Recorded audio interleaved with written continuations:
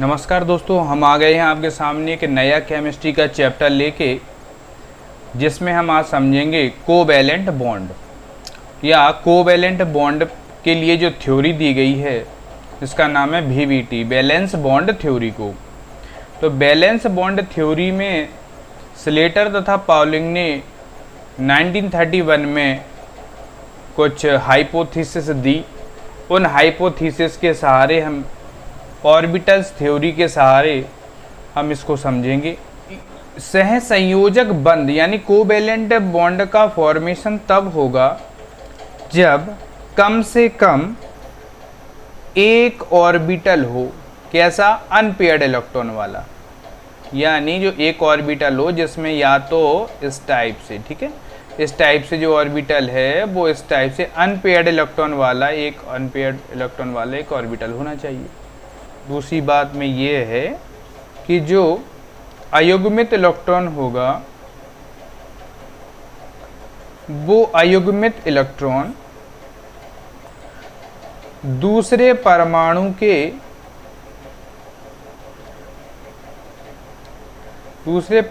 के नाभिक से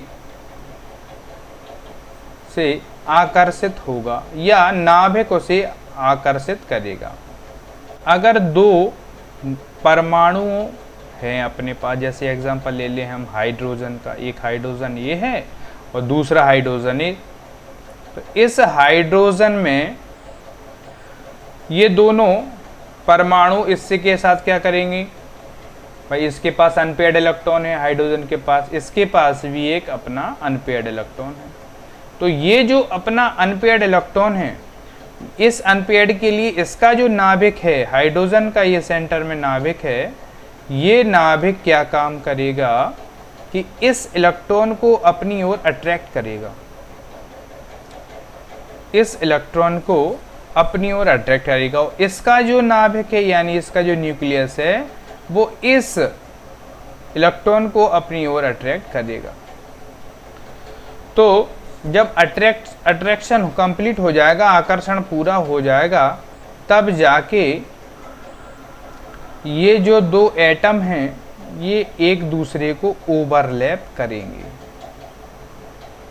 तो थर्ड पॉइंट ये बात बताई गई है कि जितना ओवरलैपिंग होगी, ओवरलैपिंग एरिया जितना ज़्यादा होगा, बॉन्डिंग उतनी ही ज़्यादा स्ट्रॉन्ग होगी। यानी ये जो ओवरलैपिंग साइट है, ये ओवरलैपिंग साइट अगर ज़्यादा होगी, यानी इसको बोलेंगे अति व्यापन जितना ज़्यादा होगा उतनी ही ज़्यादा स्ट्रॉन्गनेस होगी बॉन्ड की, या बॉन्ड उतना ही ज़्यादा मजबूत होगा।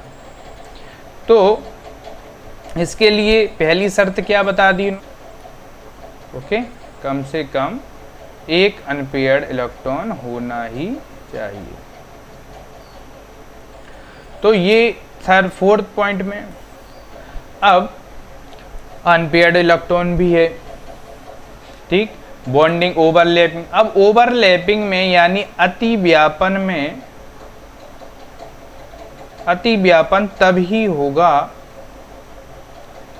तब होगा जब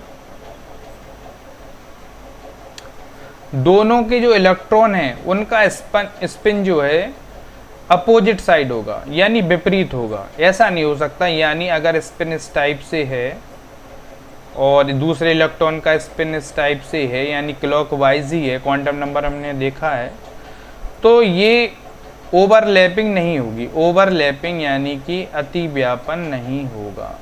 यानी इस हाइड्रोजन की अगर हम बात करें तो इस हाइड्रोजन में इलेक्ट्रॉन एक तो इस साइड को जा रहा है, ठीक, इस साइड को जा रहा है, यानी इस टाइप से ये ऐसे घूम रहा है, ठीक, और दूसरी एक इलेक्ट्रॉन है यहाँ पे इस साइड में जा रहा है ये। तो यहाँ पर स्पिन जस्ट अपोजिट है, तब जाके ओवरलैपिंग हुई है। इस बात को यहाँ पे थोड़ा स्पेशल रूप से समझना है। इसके बाद 5 पॉइंट में अब जो स्पिन के बाद जब ओवरलैपिंग हुई है, यही बनाएगा आपका कोवैलेंट बॉन्ड या सहसंयोजक बंध। इसको बोलते हैं सह संयोजक बंध या कोवैलेंट बॉन्ड। तो ये कोवैलेंट बॉन्डिंग की फॉर्मेशन हुई है वो अतिव्यापन के बाद हुई है। यानी अतिव्यापन अब कब हुआ है, किस बेस पर हुआ है, अनपेयर्ड इलेक्ट्रॉन के बेस पर। तो यह अतिव्यापन आकर्षण और प्रतिकर्षण, यानी जो नाभिक के बीच एक परमाणु है, जो एक एटम है, इसका जो न्यूक्लियस है, उस न्यूक्लियस से, यानी यहाँ पर अगर हम न्यूक्लियस बनाएं तो इस न्यूक्लियस और इसका ये न्यूक्लियस है, इन दोनों के बीच तो हो रहा है प्रतिकर्षण, यानी नाभिक और नाभिक के बीच तो हो रहा है प्रतिकर्षण। लेकिन यहाँ पर ये इस इलेक्ट्रॉन का इसके, यानी ये वाला जो इलेक्ट्रॉन है वो इस नाभिक के पास जा रहा है, और इसका जो इलेक्ट्रॉन है यानी ये इलेक्ट्रॉन इस नाभिक के पास जा रहा है। यानी इलेक्ट्रॉन और नाभिक के बीच तो आकर्षण है, और नाभिक और दूसरे परमाणु के नाभिक के बीच प्रतिकर्षण है। तो आकर्षण और प्रतिकर्षण दोनों के बाद जो बंध बनता है वो बनेगा आपका सहसंयोजक या कोवैलेंट बॉन्ड। अब ओवरलैपिंग जितनी ज़्यादा होगी, यानी कोई एटम में ओवरलैपिंग थोड़ी सी है, बहुत बिल्कुल छू के ही जा रहा है, ठीक है, तो ओवरलैपिंग जितनी कम है वो थोड़ा सा कमज़ोर है। और जिनमें ओवरलैपिंग काफ़ी ज़्यादा है, जैसे कोई एटम है उनमें ओवरलैपिंग काफ़ी ज़्यादा है, तो यहाँ पर ओवरलैपिंग जब ज़्यादा है तो बॉन्डिंग भी क्या होगी, थोड़ी सी स्ट्रॉन्ग होगी, मजबूत होगा बॉन्ड। तो ये बात आई है कि जो अब अतिव्यापन हो रहा है उनमें कक्षकों के आकार पर निर्भरता है। तो कक्षक का आकार किस प्रकार से है देखेंगे। अगर एस यानी कि एस ऑर्बिटल और एस ऑर्बिटल अतिव्यापन या ओवरलैप करें तो इसमें जो होगी बॉन्डिंग में जो एनर्जी लगेगी वो कैसी होगी, काफ़ी कम होगी। तो इनमें जो अतिव्यापन होगा वो कम होगा तो बॉन्डिंग होगी कमज़ोर। सेकंड में देखेंगे, अगर एस और P orbital, S orbital and P, S orbital and P orbital bonding करेंगे तो इनमें एनर्जी कुछ इससे ज़्यादा होगी, इस टाइप से। और पी बॉन्ड पी, यानी पी ऑर्बिटल और पी ऑर्बिटल अगर बॉन्डिंग करेंगे तो उनके मध्य बनने वाला जो कोवैलेंट बॉन्ड होगा वो ज़्यादातर स्ट्रांग होगा। तो सबसे पहले एस की तो शेप पता ही है कि स्फेरिकल होती है, स्फेरिकल और स्फेरिकल, ओके। और एस पी की तो S spherical, P dumbbell shaped, तो डम्बल शेप हो गया। यहाँ पर भी पी डम्बल शेप है तो ये डम्बल शेप, और यहाँ पर ही डम्बल शेप। तो यहाँ पर जो बॉन्डिंग होगी सबसे ज़्यादा स्ट्रॉन्गनेस होगी पी जो कोवैलेंटिंग बॉन्ड है उसकी। फर्स्ट पॉइंट, कम से कम एक अयुग्मित इलेक्ट्रॉन हो। VBT थ्योरी में क्या हो, कम से कम एक अनपेयर्ड इलेक्ट्रॉन होना चाहिए। सेकेंड पॉइंट क्या है, अब जो अनपेयर्ड इलेक्ट्रॉन है वो एक अनपेयर्ड इलेक्ट्रॉन दूसरे एटम का न्यूक्लियस उसे अट्रैक्ट करेगा, तो दोनों अट्रैक्शन होगा। जब अट्रैक्शन होगा तो ओवरलैपिंग होगी, ये ओवरलैपिंग हुई हाइड्रोजन के एटम से, हमने इसको देखा था। तो ओवरलैपिंग होने पर ही कोवैलेंट बॉन्ड का फॉर्मेशन होगा। अब फॉर्मेशन कब होगा, जब ओवरलैपिंग या अतिव्यापन जो है उनमें जो इलेक्ट्रॉन का स्पिन नंबर है, स्पिन शेप है, वो अपोजिट साइड सेम है, इस प्रकार से है, एक क्लॉकवाइज ही है तो अतिव्यापन नहीं होगा। और यहाँ पर एक क्लॉकवाइज है और दूसरा है एंटी क्लॉकवाइज, तो यहाँ पर जो है अतिव्यापन कंप्लीट हो जाएगा। एस अतिव्यापन में सबसे बढ़िया सरल सा उदाहरण है H2 यानी हाइड्रोजन का। तो हाइड्रोजन गैस में S का एटम है, यानी यहाँ पर हाइड्रोजन ये S, वन एस का क्या होता है इलेक्ट्रॉनिक विन्यास 1s1। क्लियर। तो यहाँ इस टाइप से दूसरा हाइड्रोजन है, तो इसमें भी 1 इलेक्ट्रॉन है। तो ये 1 इलेक्ट्रॉन है, इसका भी इलेक्ट्रॉनिक कन्फिग्रेशन होता है 1s1। तो 1s1 हो गया। इन दोनों के में होगी ओवरलैपिंग, या ओवरलैपिंग होगी तो इस टाइप से, यानी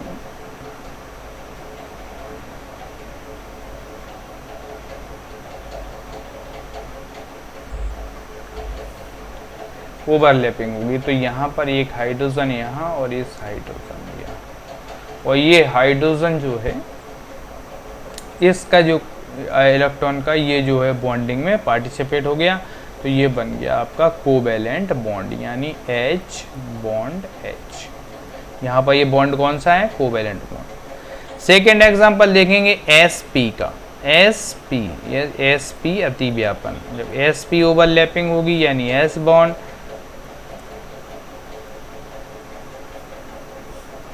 sp अतिव्यापन में बढ़िया सा एग्जांपल है आपका, जैसे HCl ले लें, HCl। तो HCl के आउटर हाइड्रोजन के आउटर मोस्ट में तो 1 इलेक्ट्रॉन ही है, और Cl में कितने हैं आउटर मोस्ट में, Cl के आउटर मोस्ट में है 7 में अनपेयर्ड 1। ओके, 7 जो है यहाँ पर तो अनपेयर्ड 1 है, और यहाँ पर भी कितना हो जाएंगे टोटल, तो 1 हो जाएगा अनपेयर्ड।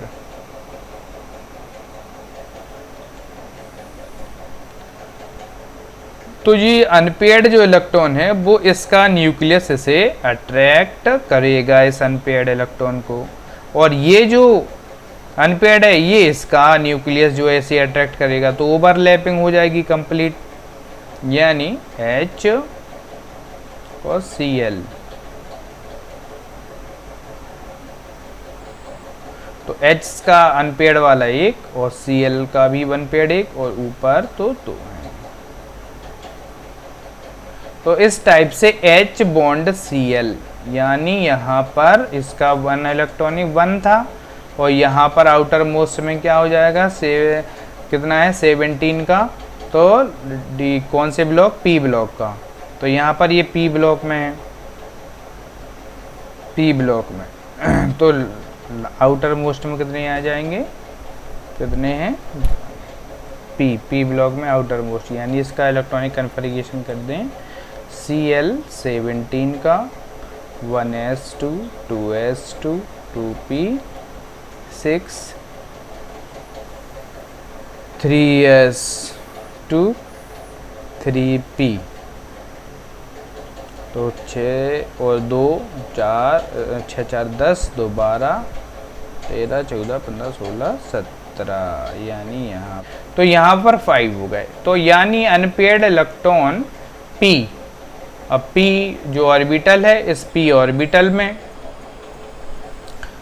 आउटर मोस्ट में टोटल 5 और 2 7, यानी यहाँ टोटल 7 इलेक्ट्रॉन है।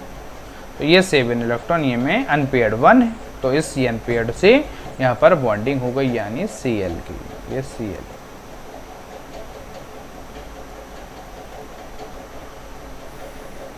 ये HCl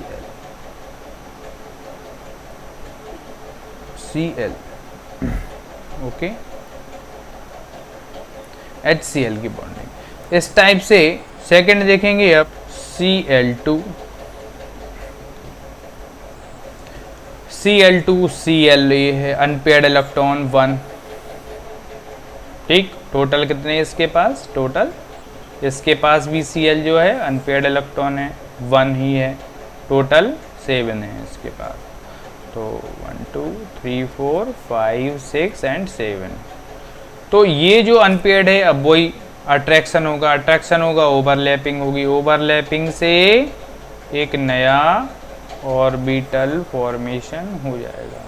तो कैसे होगा, एक तो और यहाँ Cl, यहाँ पर अनपेयर्ड इलेक्ट्रॉन आ गए, यानी यहाँ Cl बॉन्ड Cl। अब कौन सा बॉन्ड है ये, कोवैलेंट बॉन्ड या सहसंयोजक बॉन्ड। इस टाइप से ये बीबीटी जो थ्योरी है वो कंप्लीट होती है।